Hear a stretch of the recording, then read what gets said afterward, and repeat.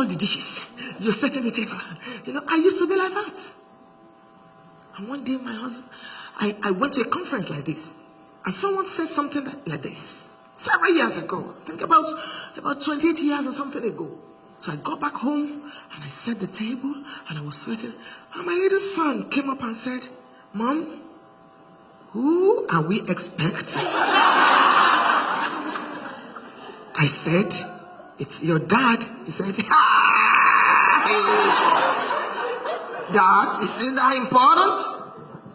So even the children are watching because they are innocent learners. How do you set your husband's table? Do you dish it out?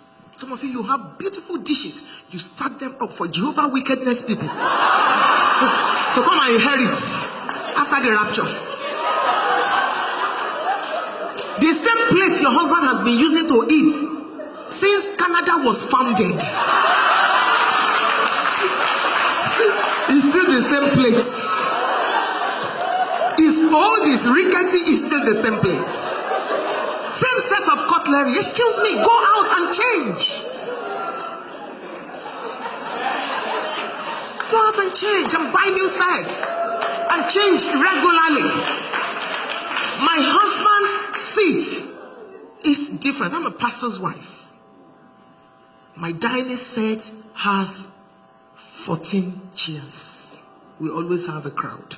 My husband's seat is different, and you dare not sit on it. He's a king in this kingdom.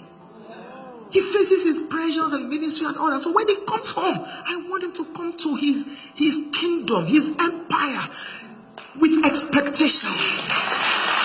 His tension is bursting. He's happy. He's looking forward. When last did you receive your husband or welcome him with a bouquet in your hand? At the door.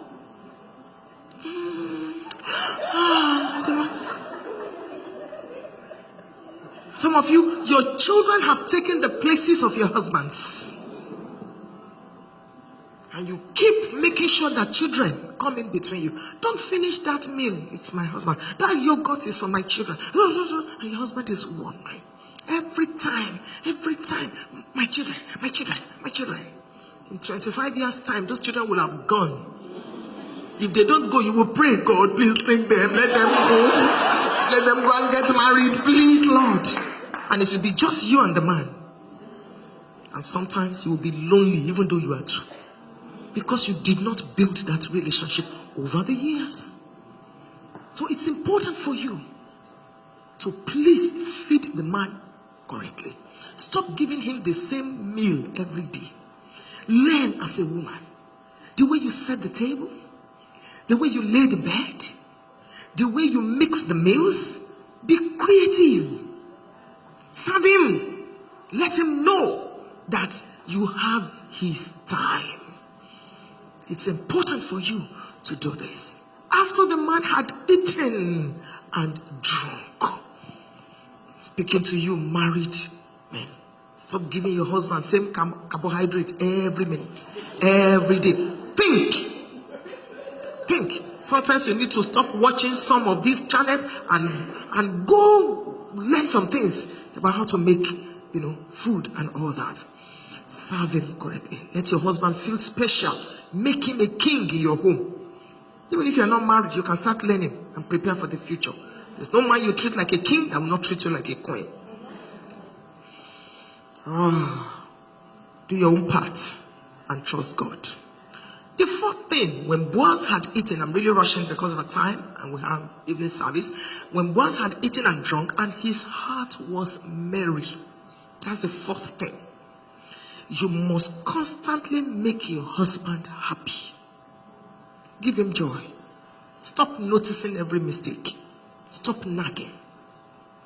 Every time there is a quarrel, every time. When your marriage was 1 year, you will quarrel for 1 week, you won't talk. Now that your marriage is 10 years, it's still the same. When will you grow up? 25 years. You still keep Christian malice. You know Christian malice? How are you? Blessed. Pass the salt. I'm fine. That's Christian malice. We're talking. Am I not talking to you? I'm talking. If the rapture comes, that's not right. Let him be happy. Make him happy. When last did you tickle your husband? When last did you put a little fish in your mouth and he just tiptoed and you came from the back and you put it in his mouth? When last did you do that? You know, sometimes I just move towards my husband and I just tickle him. And he does like that. I say, you are not even a virgin.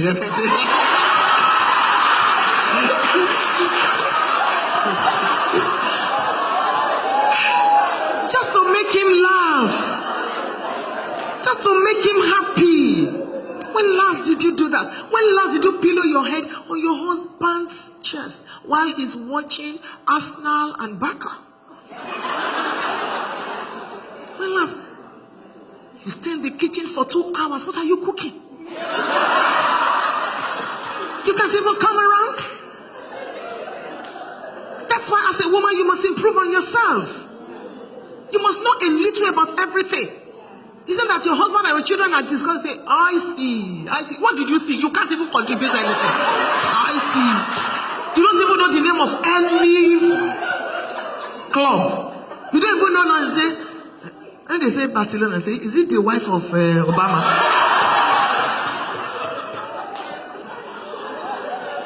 It's a woman. No man wants an old bride around him. You must keep improving on yourself. Even if you're a great grandmother, you're somebody's wife. And it is your responsibility to make that man happy. Make him laugh. Stop dwelling on all his mistakes. Be happy. Sometimes my husband puts me on his back, and all that. Sometimes I try to put him on my back. He's bigger than me, I just want to call forth the little boy on his inside. Come out. Come and laugh. Come, and all that. I was watching you, your body language. And I said to myself, they are truly happy. If you're happy, you can't hide it. You see some couples. The woman wants to spit it on. Yes. I'm always looking straight. What is wrong with you? Why did you get married? Marry your friend. It's not every time you have sex. I've been married 31 years. It goes down after some time. I'm telling you, if your life is based on sex, you've lost it. So there must be other things that will keep the marriage going. As the man ages, the generator is also...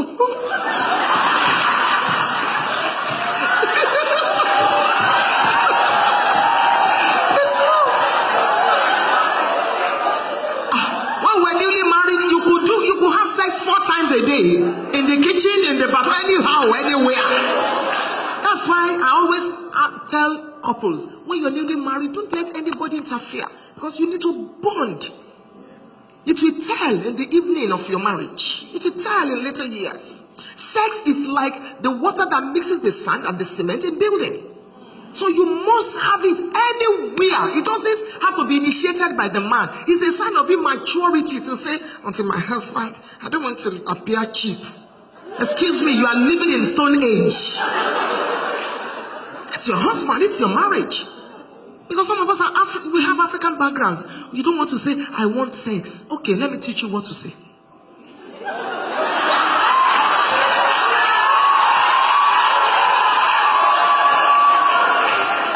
As you are serving, maybe you're serving his food or something, just whisper to him in case the children are there. I want a flight to Jerusalem tonight.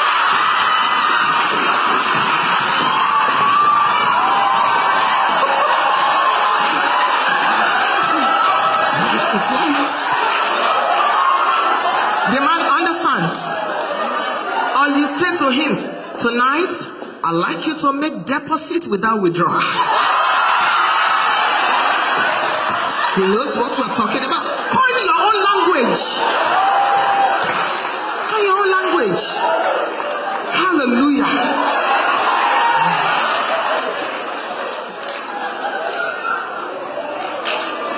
Why are you laughing? Be spiritual now. Be spiritual.